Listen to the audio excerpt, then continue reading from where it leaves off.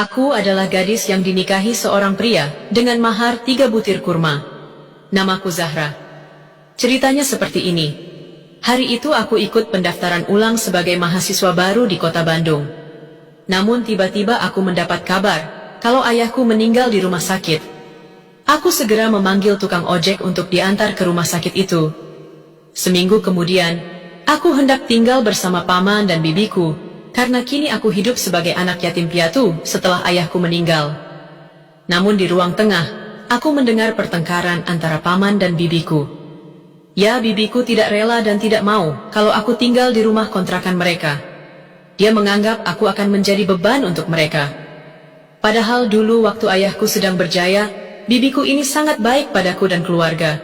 Tapi setelah bangkrut dan ayah akhirnya meninggal, bibiku bersikap seolah aku adalah orang lain. Dia tidak mau lagi menerima keberadaanku. Pokoknya ibu tetap tidak setuju kalau Zahra tinggal di sini. Mau tidur di mana dia? Anak-anak kita saja sudah tidur dempet-dempetan, ucap Bibi Rukayah.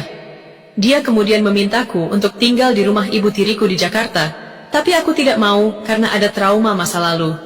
Aku masih terus memohon agar diizinkan tinggal di rumahnya, dan aku berjanji akan bekerja untuk membiayai sendiri kebutuhanku. Kamu pikir cari kerja itu gampang? Sudahlah, kamu mending jangan kuliah, sahut Bibi Rukayah.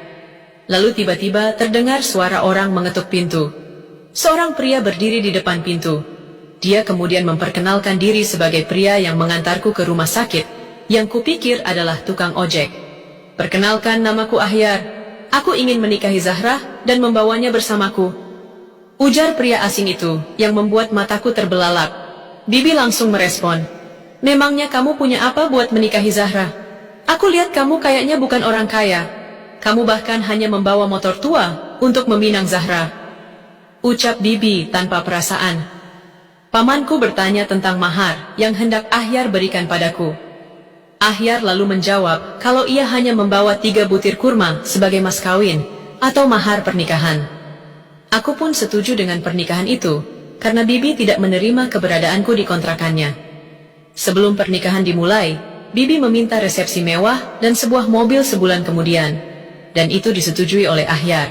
Pernikahan pun terjadi. Kupikir Ahyar laki-laki miskin, tapi kenyataannya justru membuat bibiku menyesal. Ikuti kisahku di KBM App dengan judul Mas Kawin 3 Butir Kurma.